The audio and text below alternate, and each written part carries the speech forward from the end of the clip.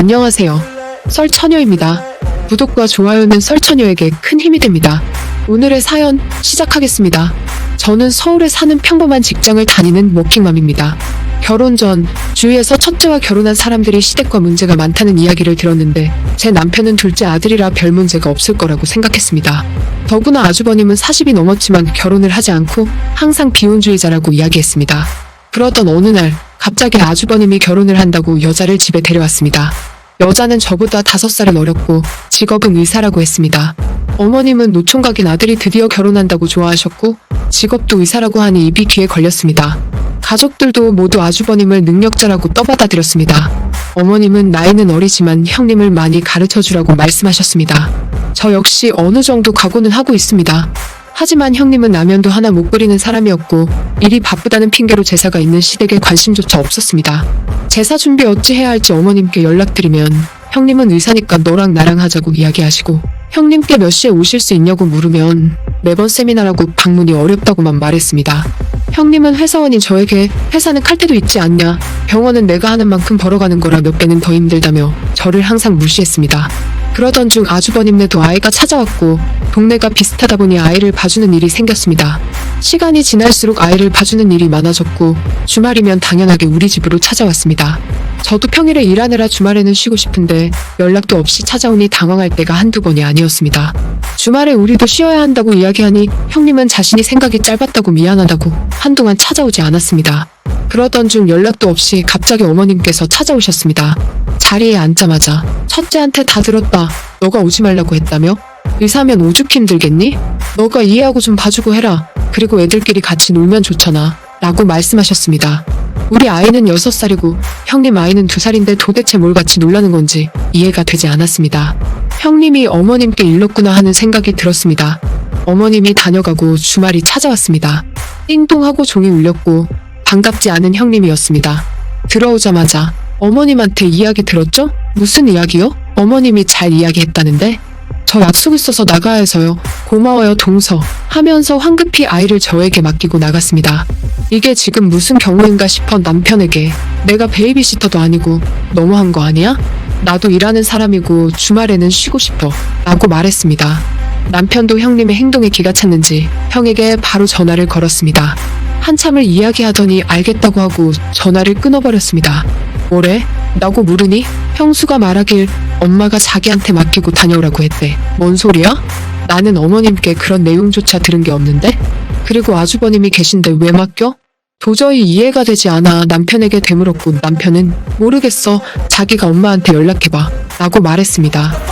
남편의 잘못은 아니지만 무책임한 느낌이 들어 남편에게도 짜증이 났습니다. 어머님, 형님이 오셔서 저에게 아기만 주고 나갔는데 이게 지금 무슨 상황이에요? 라고 말하니 첫째가 동창회에 있다고 해서 너한테 맡기고 다녀오라고 했어. 괜찮지? 라고 대답하셨습니다. 그런 일이 있으면 저한테 먼저 연락을 주시는 게 우선 아니에요? 라고 물었습니다. 너 어차피 주말에 집에만 있는데 애 좀 봐주는 게 뭐 힘들다고 그러니? 니네 형님은 맨날 병원에만 있어서 얼마나 답답하겠니? 라며 말도 안 되는 말을 하셨습니다. 어머님 저도 평일에 회사 다니고 주말에 겨우 쉬는 거예요. 그리고 그렇게 형님이 안쓰러우시면 직접 아이 봐주신다고 하시죠? 대답했습니다. 내가 걔네 애를 왜 봐주니? 그리고 너네는 동네도 가깝잖아. 아무튼 오늘은 좀 봐줘. 라며 뚝 하고 전화를 끊어버리셨습니다. 두 사람의 이기적인 행동에 화를 주체할 수 없었고 남편에게 당신도 내 통화 들었지? 당신 조카니까 당신이 봐. 하고 밖으로 나와버렸습니다. 몇 시간이 흐르고 집으로 들어가니 기저귀는 바닥에 있고 우유병은 널브러져 있었습니다.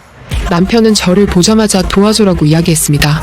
남편은 여보 내가 오늘 혼자 애 보면서 느낀 게 많아. 그동안 너무 무책임해서 미안해. 내가 다시는 이러지 못하게 따끔하게 한마디 할게. 라고 이야기하고 형에게 바로 전화했습니다. 형, 이제 우리 집에 조카 맡기지 말고 형이랑 형수랑 알아서 해. 우리도 주말에는 쉬어야 해. 라고 전화를 끊었습니다. 그리고는 바로 어머니께도 연락하는 것 같았습니다. 내용을 들어보니 그렇게 형수가 안쓰러우면 엄마가 직접 보라고 이야기하는 것 같았습니다. 다음날 출근해서 업무를 보고 있는데 어머님께 연락이 왔습니다.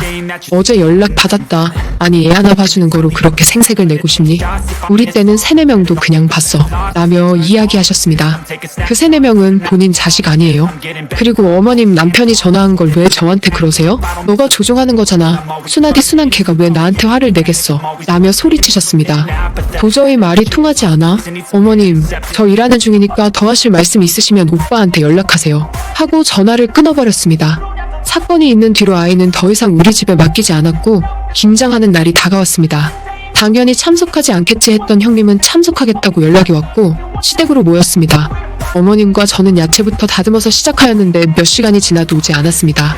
전화를 하니 전화는 꺼져 있었습니다. 같이 한다고 해서 작년보다 2배 많은 양을 준비했는데 언제 다 하나 한숨이 나왔습니다. 한참을 실랑이 하고 겨우 막바지가 되어갈 때쯤 형님이 도착했습니다. 김장한다는 사람의 복장이 아닌 정장 차림으로 왔더라고요. 어머, 벌써 다 해가시네요? 제가 너무 늦었죠. 웃으며 들어왔습니다. 장난하나 하는 생각이 들었고 왜 이렇게 늦으셨냐라고 물으니 나오려는데 갑자기 급한 환자가 생겨서요. 라며 말했습니다. 어머님은 애가 일하다 보면 늦을 수도 있지. 너는 뭘 그렇게 꼬치꼬치 묻니?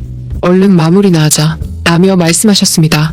도와주겠지 했지만 형님은 소파에 앉아 핸드폰만 하고 있었고 어머님 역시 옷 버린다며 아무것도 하지 말라고 하셨습니다. 그렇게 손 하나 까딱하지 않은 형님네는 우리보다 더 많은 김치를 챙겼습니다. 어느 날 친구는 저에게 카톡으로 기사 보냈다며 형님네 병원 아니냐고 전화가 왔습니다. 과잉 진료 등으로 기사가 뜬 것입니다. 치료하지 않아도 되는 부분까지 과하게 진료하여 이익을 취했다며 소송 중이라는 내용이었습니다. 거기다 병원 몰래 커미션을 받아온 사실도 들통나 한순간에 바닥으로 떨어졌습니다. 기사로 인해 타격을 입은 병원은 형님을 잘랐고 소송에 휩싸여 형님은 다른 병원에도 취직이 어려웠습니다. 형님은 당당하던 모습은 온데간데 없어지고 사람이 피폐해져 갔습니다. 피해 보상금 등의 소송을 취하하려면 비용이 만만치 않게 들었고 도와달라고 시어머니에게 도움을 요청했습니다. 시어머니는 가지고 계시던 땅을 팔아 모두 막아줬습니다. 다른 병원에 취직이 어렵던지라 이참에 개원을 하겠다고 또다시 어머니께 도움을 요청했습니다. 어머니는 의사라는 타이틀을 믿고 살고 있는 집을 담보 잡아 개원을 도와줬습니다. 처음엔 잘 되나 싶었는데 한 환자가 뉴스에 나온 사건을 꺼내 싸움이 났습니다. 그 환자는 동네 커뮤니티에 글을 올렸고 한순간 환자가 뚝 끊겨 폐업 신고를 했습니다. 형님네 식구는 살고 있던 집을 팔고 시댁으로 들어갔습니다. 오냐오냐 하던 어머님도 형님을 무시하기 시작했고 괘씸하다며 더한 시집살이를 시켰습니다. 형님은 빚을 갚기 위해 밤낮으로 일을 했습니다. 승승장구만 할 줄 알았던 형님이 한순간에 망하는 걸 보니 사람 일은 정말 모르는구나 하는 생각이 들었습니다. 오늘의 사연은 여기까지입니다. 긴 사연 끝까지 들어주셔서 감사합니다. 구독과 좋아요는 설처녀에게 큰 힘이 됩니다.